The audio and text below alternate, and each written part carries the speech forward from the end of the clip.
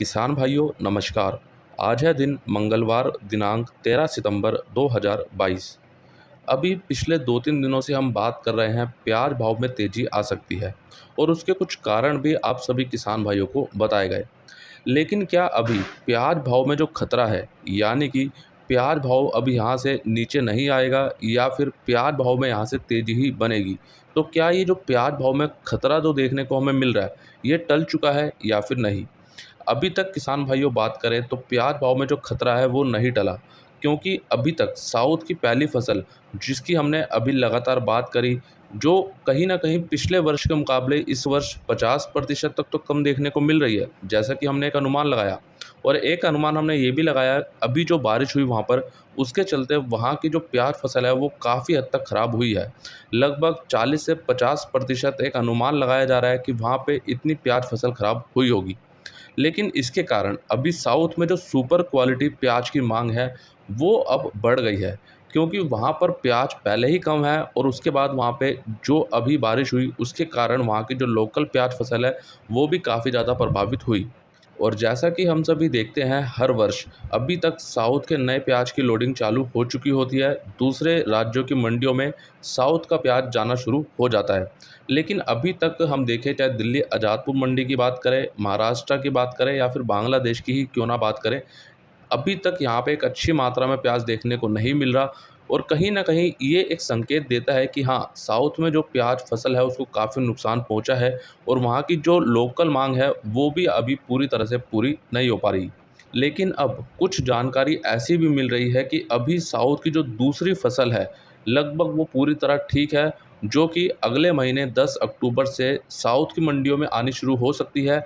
और दूसरी प्याज फसल की जो क्वालिटी है वो अच्छी रहती है, तो लोडिंग के लिए भी वो प्याज शुरू हो सकता है। क्योंकि अभी तक केवल हमें यही जानकारी मिल रही है कि साउथ में प्याज फसल ख़राब हुई है, वो बात बिल्कुल सही है। लेकिन अभी ये नहीं भूलना हमें कि वहाँ पे जो दूसरी फसल है वो अभी बची हुई है। बाकी हमारे जो किसान भाई साउथ से यानी कि कर्नाटका, आंध्र प्रदेश से हो, तो आप कमेंट करके इसकी और भी अधिक जानकारी कमेंट बॉक्स में दे सकते हैं, ताकि हमारे किसान भाइयों को यहाँ से और भी ज़्यादा सटीक जानकारी मिल सके। लेकिन किसान भाइयों, आपको बिल्कुल भी घबराना नहीं है, क्योंकि किसान भाइयों प्याज भाव तो बढ़ना पक्का है, लेकिन वो कब बढ़ेगा, कितना बढ़ेगा, उसमें थोड़ा समय लग सकता है।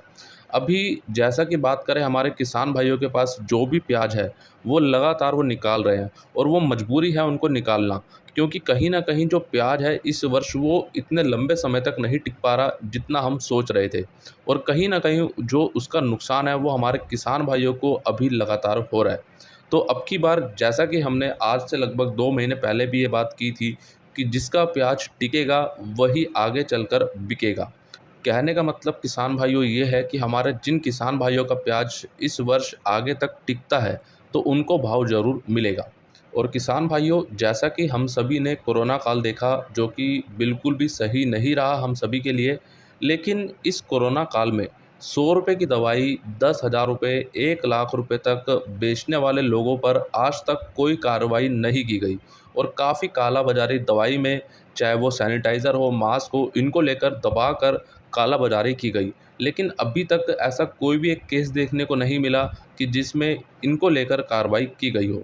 लेकिन वहीं आज हमारे कृषि प्रधान देश में हमारे अन्नदाता, हमारे किसान भाई ने दूध का भाव 5 रुपये बढ़ा दिया है, तो उसको लेकर लोग सुप्रीम कोर्ट पहुंच गए हैं। तो ये मुझे नहीं समझ आता, लोगों की मानसिकता किस तरफ जा रही है। क्या वो नहीं चाहते कि हमारा जो कृषि प्रधान देश है वो आगे भी कृषि प्रधान देश रहे और हम विश्व में छाए रहें, जैसा कि अभी हमने हाल फिलहाल में यूक्रेन, रूस और अन्य देशों को भी गेहूं दिया, चावल दिया, प्याज हम देते हैं, लहसुन हम देते हैं। तो क्या हमें और भी शक्तिशाली नहीं बनना चाहिए? अगर हमारे जो देश की आम जनता है या फिर हमारे देश की जो सरकारें हैं, अगर उन्होंने अभी भी किसान भाइयों के प्रति प्यार, स्नेह नहीं दिखाया और उनकी मदद नहीं की और उनकी जो मेहनत है उसको नहीं समझा, तो आने वाले समय में ये जो आम जनता आज 5 रुपये दूध के बढ़ाए गए हैं किसान भाई के द्वारा सुप्रीम कोर्ट पहुँचे हैं, तो इनको मजबूरन आने वाले दिनों में 100 रुपये लीटर दूध भी लेना पड़ सकता है, और इसमें कोई दो राय नहीं है। लेकिन यहाँ पर एक बात मैं बोलना चाहूँगा कि अभी हाल फिलहाल में चलो हमारे किसान भाई ने 5 रुपये दूध पे बढ़ा भी दिए, तो उससे क्या होता है? कुछ नहीं होता। लेकिन अभी वहीं पिछले महीने महंगाई बढ़ी है, और ख़ास करके दूध कंपनियां जो हैं, जैसे मदर डेयरी हो चाहे अमूल हो, इन्होंने भी अपने आधे लीटर 1 लीटर पे 2-2 रुपये 3-3 रुपये बढ़ा दिए। उसको लेकर आम जनता ने कुछ भी नहीं कहा। आखिरकार ऐसा क्यों? अब बात करें पाकिस्तान में बाढ़ आने के बाद पाकिस्तान में टमाटर का भाव 500 रुपये किलो तक पहुंच गया है। इस बीच ईरान ने मदद के लिए पाकिस्तान को टमाटर भी भेजे, लेकिन पाकिस्तान में वहाँ कुछ लोगों ने ईरान से आए टमाटर को फेंक दिया, क्योंकि उन्होंने यह बोला कि ये शिया टमाटर है, इसलिए हम इसे नहीं खाएंगे और इसलिए हम इसे फेंक रहे हैं। तो ये मुझे नहीं समझ आ रहा कि पाकिस्तान में आखिरकार ऐसा क्यों हो रहा है, क्योंकि अभी जो वहाँ के हालात बने हुए हैं, हमें केवल और केवल वहाँ की जो आम जनता है उनके बारे में सोचना चाहिए। अगर यही स्थिति भगवान न करे किसी और देश में बनती, तो क्या तब भी हम ऐसे ही जो अभी रिएक्ट कर रहे हैं, जो अभी इस पे हम प्रतिक्रिया दे रहे हैं, ऐसे ही देते? बिल्कुल भी नहीं।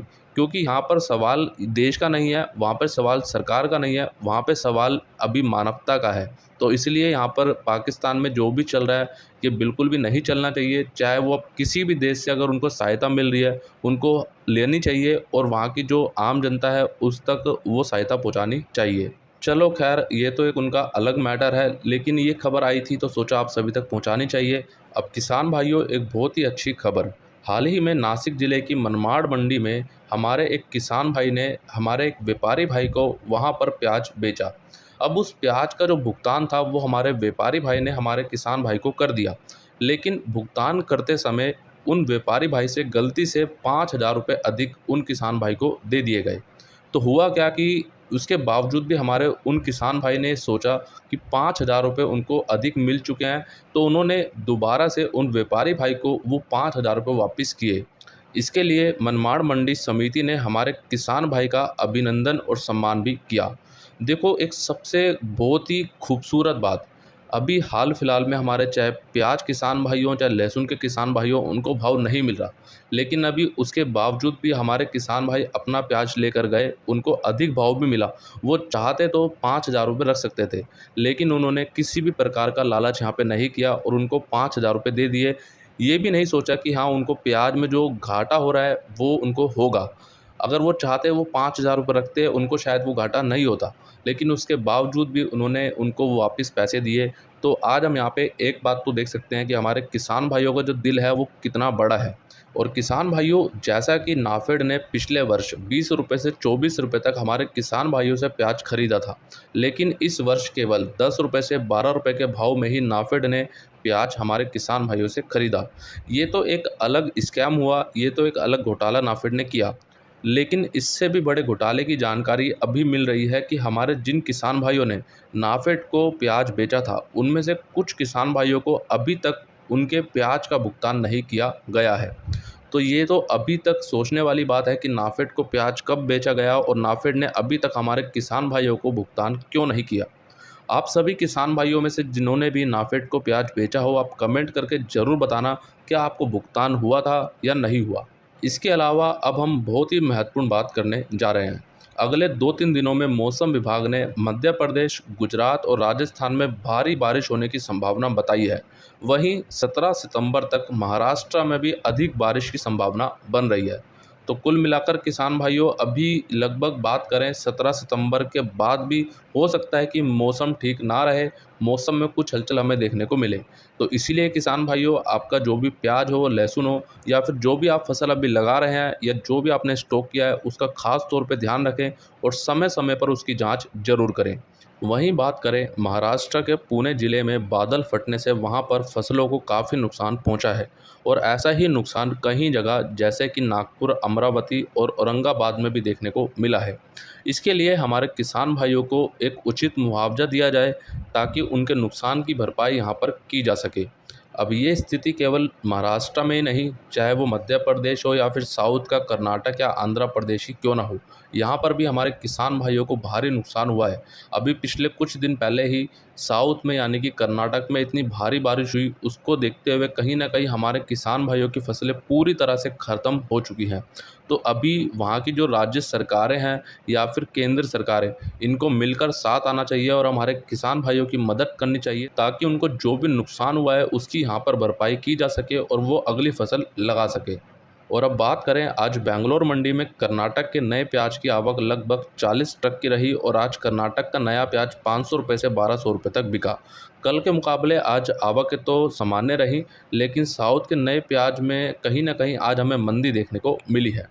वहीं बात करें प्याज निर्यात की, कल 12 सितंबर को कुल 102 ट्रक बांग्लादेश में निर्यात किए गए, जिसमें से मेहंदीपुर बॉर्डर से 47 ट्रक, हिल्ली बॉर्डर से 25 ट्रक, पेट्रापोल बेनापोल बॉर्डर से 2 ट्रक और गोस्टांगा बॉर्डर से 28 ट्रक बांग्लादेश में भेजे गए। वहीं गोस्टांगा बॉर्डर पर लगभग 12 ट्रक का बैलेंस भी हमें देखने को मिला। अब बात करें गोजरांगा बॉर्डर से मध्य प्रदेश का सुपर बढ़िया क्वालिटी का प्याज भारतीय रुपए के हिसाब से 16 रुपये से 21 रुपये तक, नासिक का सुपर मीडियम मोटा प्याज 22 रुपये से 24 रुपये तक, नासिक का गोल्टा गोल्टी प्याज 19 रुपये से 22 रुपये और साउथ का प्याज 22 रुपये से 23 रुपये तक बांग्लादेश में भेजा गया है। लेकिन कल के मुकाबले बात करें तो आज कहीं ना कहीं 1 रुपये या 1.5 रुपये तक सुधार हमें देखने को मिला है। वहीं बात करते हैं आज अभी गोजडांगा बॉर्डर पर लगभग 45 से ऊपर प्याज के ट्रक बांग्लादेश में जाने का इंतज़ार कर रहे हैं। इसकी जो भी रिपोर्ट होगी वो आपको ग्रुप में दे दी जाएगी या फिर कल वीडियो में बता दी जाएगी। किसान भाइयों, अगर आप इस वीडियो को फेसबुक पर देख रहे हैं, फेसबुक पेज को लाइक ज़रूर करें, साथ ही अपने मंडी भाव अपडेट इस यूट्यूब चैनल को सब्सक्राइब करके बेल आइकन को दबाकर ऑल पे क्लिक जरूर करें। तो आइए अब देख लेते हैं आज की इंदौर मंडी की पूरी रिपोर्ट और जान लेते हैं आज सबसे पहले लहसुन का भाव। लहसुन बिका आज 1-2 लोट ऊपर में 2200 रुपये तक का, सुपर माल 1500 से 1800 रुपये, एवरेज माल 800 से 1300 रुपये, मीडियम माल 400 से 800 रुपये, हल्का माल 100 से 300 रुपये और लहसुन में भाव कल के मुकाबले आज सामान्य देखने को ही मिला। वहीं बात करें प्याज की, प्याज आज 1-2 लोट ऊपर में 1250 रुपये तक बिका, सुपर माल 1000 से 1150 रुपये, एवरेज माल 700 से 950 रुपये, गोल्टा माल 600 से 900 रुपये, गोल्टी माल 300 से 500 रुपये, छाटन माल 200 से 500 रुपये और आज इंदौर मंडी में प्याज की आवकें लगभग 90,000 से 95,000 कट्टों की देखने को मिली है और कल के मुकाबले आज एक बार फिर से प्याज आवकें इंदौर मंडी में बढ़ी हैं। तो कहीं ना कहीं हम बोल सकते हैं कि 1 लाख कट्टों के आसपास आज इंदौर मंडी में आवक देखने को मिली है। लेकिन वहीं बात करें प्याज में भाव कल के मुकाबले सामान्य ही रहा, या फिर बोल सकते हैं जो ऊपर में कल 1-2 लोट 1300 रुपये तक बिके थे, आज केवल वो 1200 या 1250 रुपये तक बिके हैं। और अब बात करते हैं आलू की। चिप्स आलू बिका 1000 से 1600 रुपये, एलर आलू 1000 से 1600 रुपये, ज्योति आलू 1200 से 1700 रुपये, गुल्ला माल 800 से 1300 रुपये, छांटन माल 400 से 800 रुपये और आलू में भाव कल के मुकाबले सामान्य ही देखने को मिला है। किसान भाइयों, अगर आप अभी तक मंडी भाव अपडेट के ग्रुप में नहीं जुड़े हैं तो अभी जुड़ें। लिंक आपको सभी ग्रुप के इसी वीडियो के नीचे डिस्क्रिप्शन में दिए गए हैं, जो कि आप सभी के लिए बिल्कुल मुफ्त है। तो आज का ये पूरा वीडियो आप सभी किसान भाइयों को कैसा लगा कमेंट करके ज़्यादा से ज़्यादा ज़रूर बताइएगा। वीडियो अच्छा लगा है तो आप सभी किसान भाई लाइक ज़रूर कीजिएगा और इस वीडियो को ज़्यादा से ज़्यादा हमारे किसान भाइयों तक शेयर भी ज़रूर कीजिएगा। बाकी आपका कोई भी सवाल हो किसान भाइयों तो कमेंट बॉक्स में ज़रूर पूछिएगा, ताकि अगले वीडियो में उसको लिया जाए। तो मिलते हैं किसान भाइयों आपसे एक अगली और नई वीडियो में। जय जवान जय किसान।